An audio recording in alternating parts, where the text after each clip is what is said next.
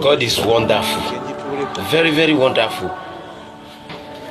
No two hands. No two hands. And he's riding a bike with his leg. Do you see that what God cannot do doesn't exist?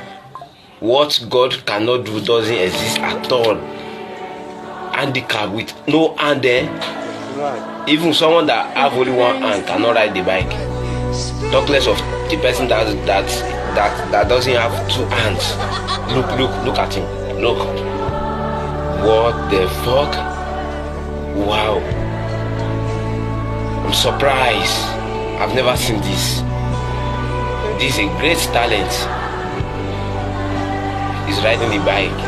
Wow. God is great. Guys, let us appreciate